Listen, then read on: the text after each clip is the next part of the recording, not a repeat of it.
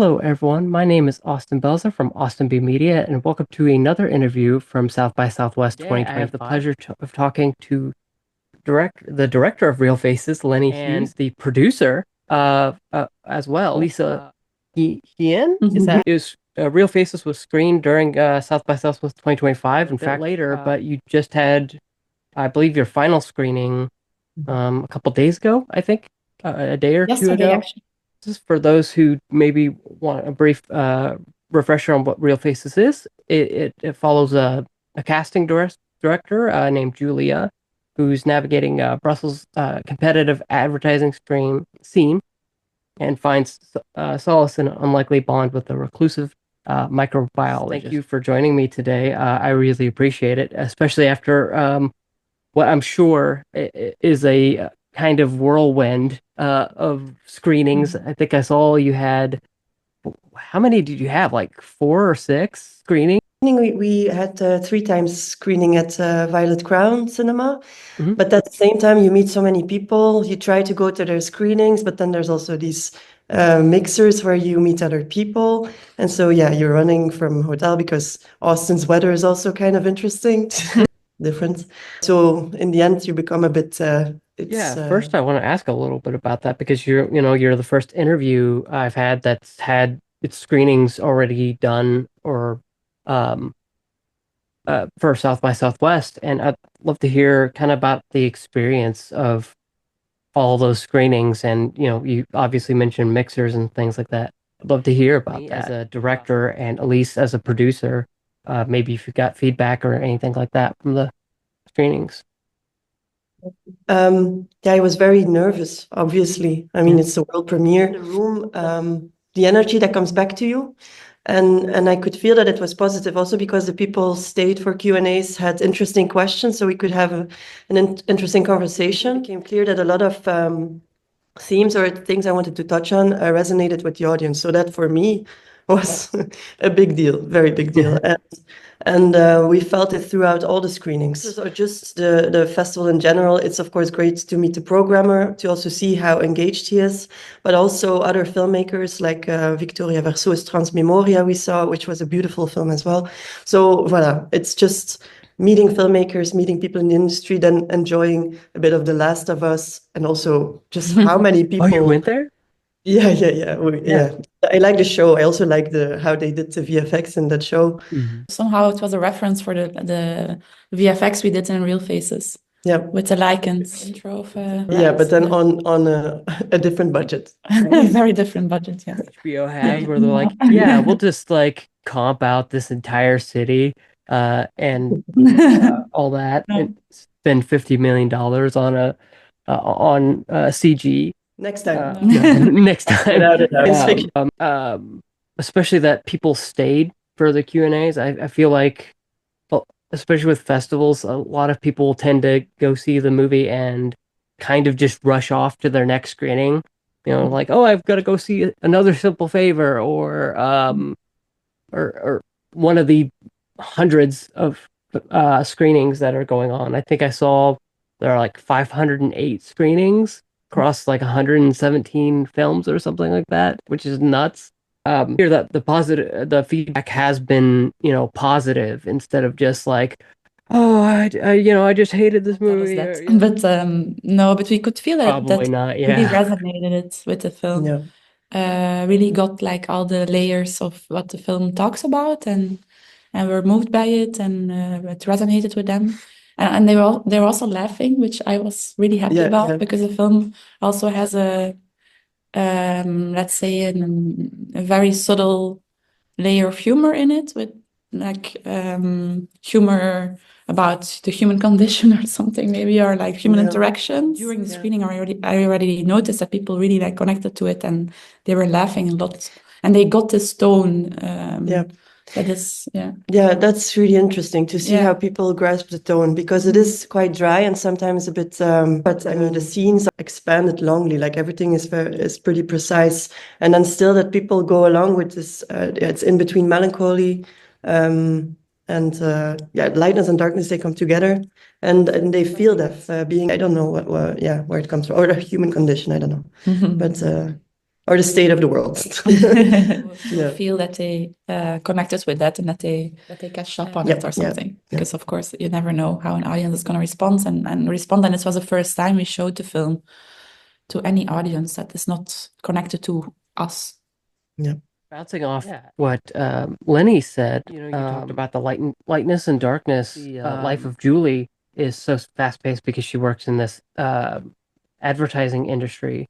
And the other character, whose name is escaping me, sorry, I've only had one cup of coffee this morning. So, and Julia. I would love to hear about how you balance those two characters' contrasting environments to serve the narrative. Julia was first, so she was, of course, obviously based on also experience I had in the audiovisual sector in Belgium, and I think many people in different industries, creative industries, can relate to it. Industries as well, but it's sometimes precarious environments where there's often like this big. Disconnect with your real life, actually your situation, and how you pretend to be, in these network events, or now also when you're suddenly in Austin, you're in this beautiful hotel. Take on a role. No, I'm not going to say that everything is pretense, but there's a lot of like sort of interactions that are sort of that it's sometimes hard to be authentic. Then, because Julia is also so passive and she has this inner world and you don't really know what she's thinking or where she comes from. It was character started to become alive, which was Elliot. And he grew more and more, but he had different jobs. And then when he finally became this microbiologist that studied lichens, it came, of course, the job came from his personality that he had. And this fit his personality really well. They're mirroring each other. She's more outgoing. He's more isolated, and he doesn't mind to be that way, but sometimes he needs more human interaction than to just be on his own. You can feel that both of them are a bit isolated. Just his attention for something completely different, for something that nobody has attention for, I found really important. Another way of looking at the world. And faces and lichens, they're both organisms. You're observing faces on the street. Sometimes you're observing these spots on a tree when you're waiting for the subway, waiting for a bus or something. But I can go on in a monologue that's going to go like this. But okay, I'll stop here. Yeah, no, I'm okay with if you go on. That makes my job easier because then I don't have to ask so many questions. I can just sit back and listen. But I'd love to hear a little bit about the collaboration process, because I think what between you two, a lot of people don't understand about making a movie is the director and producer kind of go hand in hand with each other, because I don't know, I feel like recently I think a lot of people have kind of confused what a producer does. So what is it that you do exactly as a producer?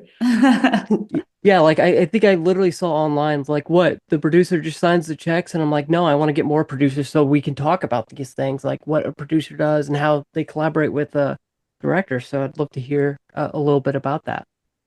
Floor is yours, Elisa. Well, I think it's, of course, there's different ways of producing. I think there's different types of producers. For me, the reason why I started producing is because I'm passionate about film. So it's from quite an idealistic place, I think. And the way I choose who I work with or what projects I want to work on or something is very much related to the directors. I think that's what do you call it? Like the first reason to start working on something is who is the director. So it's very much, this collaboration is so intense and very important also to be on the same page and to have the same goals and to be able to really work together and not work against each other, because of course you have the same goal, as in you want to make the best, but sometimes you have different interests, let's say, or different responsibilities in the project. And then I think it's super important to be able to communicate about it, to understand each other, to feel safe, and to trust each other's opinions. And with Leni, this has also always been super easy for me, because I've from the start believed in her as a director, and I trusted her creative decisions, and for me it was really easy to follow her. And of course, sometimes this was not an easy project to make.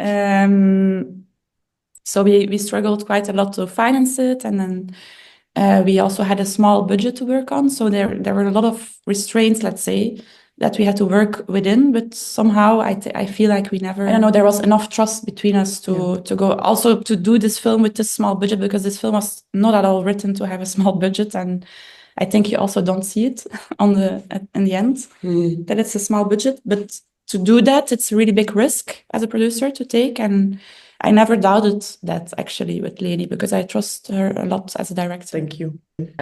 And then talking, we're talking a little bit about challenges. Leni, I'd love to hear about challenges that came up while directing that I feel like everyone asked, but I do think,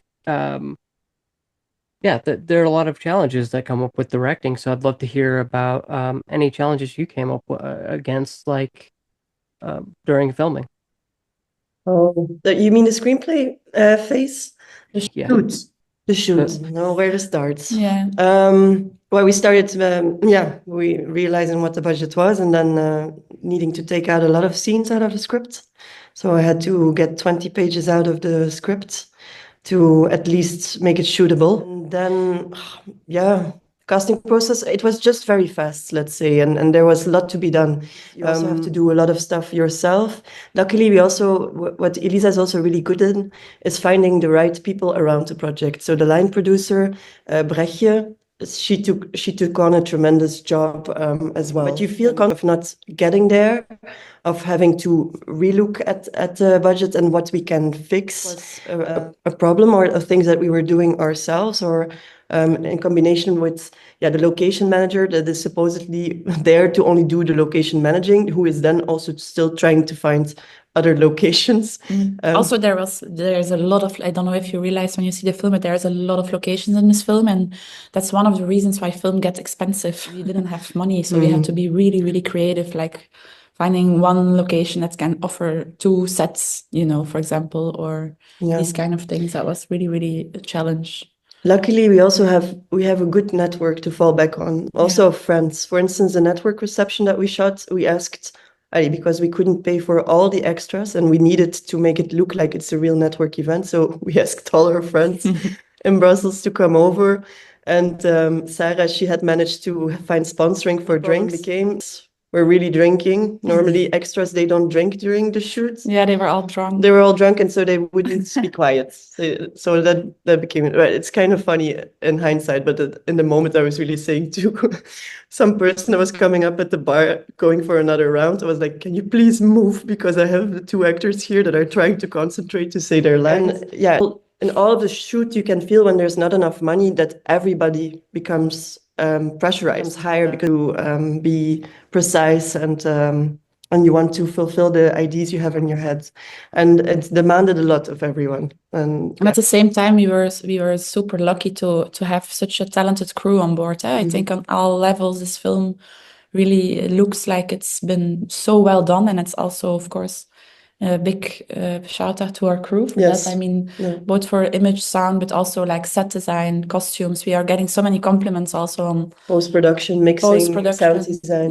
The people that made the music, the soundtrack, everybody gave more than they should have. And maybe you feel it a bit that this is also in the film.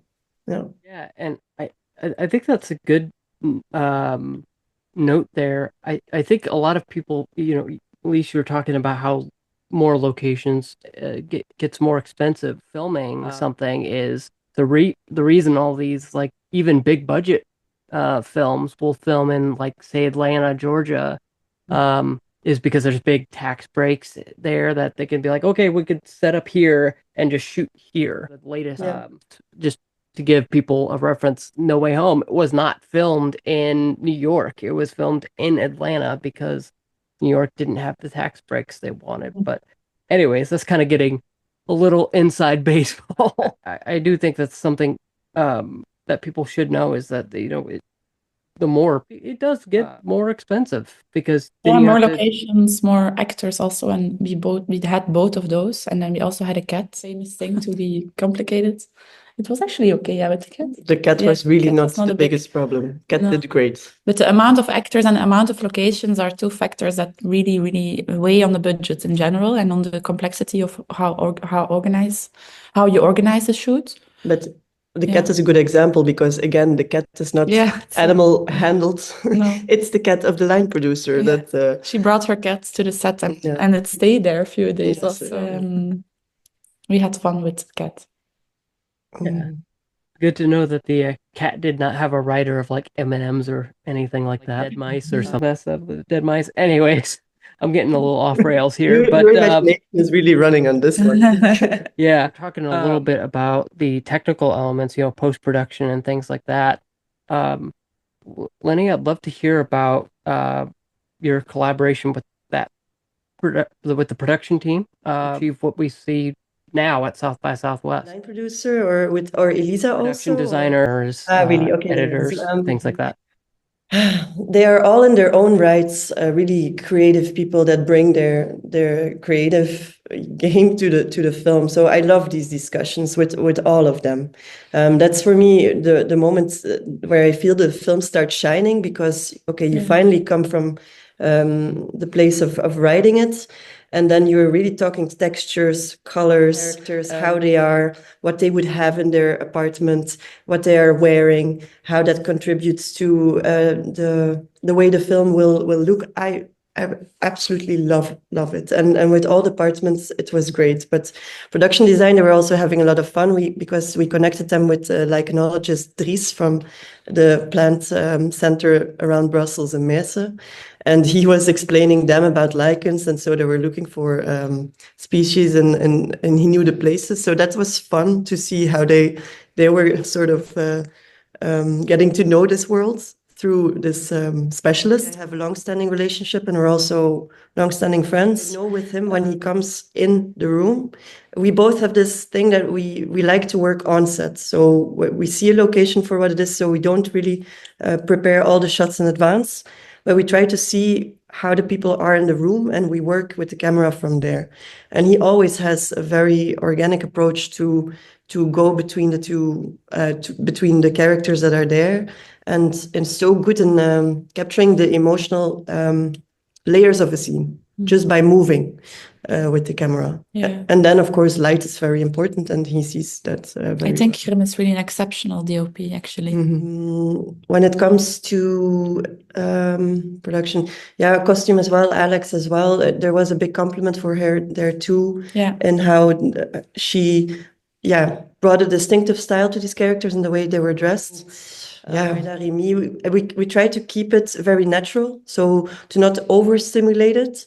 Also, the people I wanted to work with ambient music musicians, and we landed with Loïc, who is a French ambient music producer, but he also knows a lot because he's programming music. So he tried to find all the music from people that are in Brussels, always a bit related to the city, with these loops on these old synthesizers. I was there one day when she was working, and she's very fast. And this is the mood. Okay, and then she starts working for a day, repeating and repeating. Yeah, she did a really, really great job, I think. Yeah.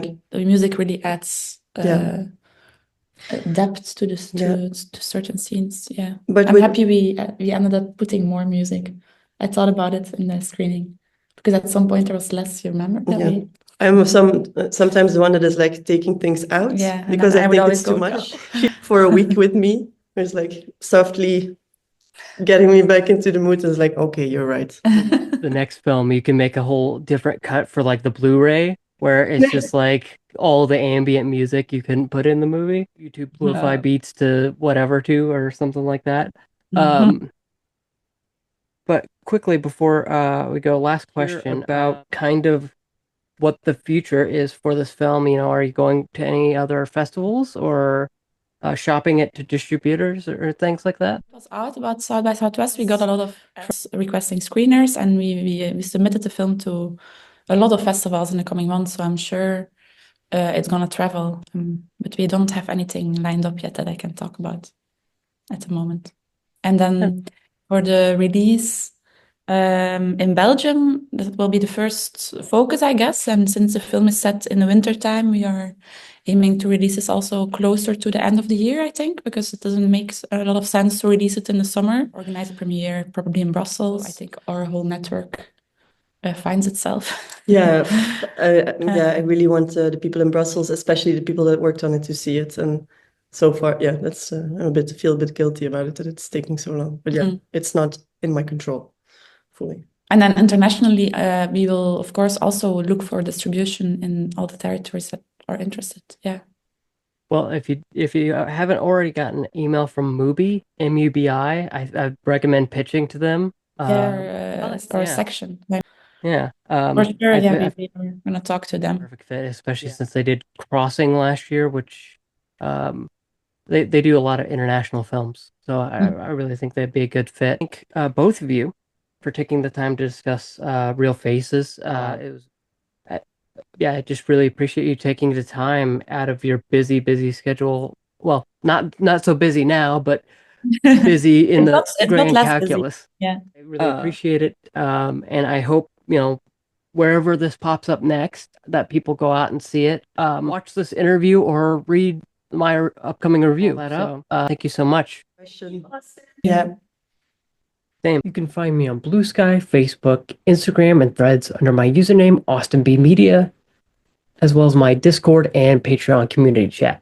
Speaking of Patreon, if you'd like early access to this next interview or more exclusive content, head on over to patreon.com/AustinBmedia. For just $3 a month, you get 48-hour early access to my reviews, podcasts, interviews like this one, and articles, plus patron-only channels on my Discord. At the $10 a month tier, you'll unlock uncut podcast episodes, exclusive episodes, and more. If you enjoyed this interview, stay tuned for more South by Southwest 2025 interviews. Until next time.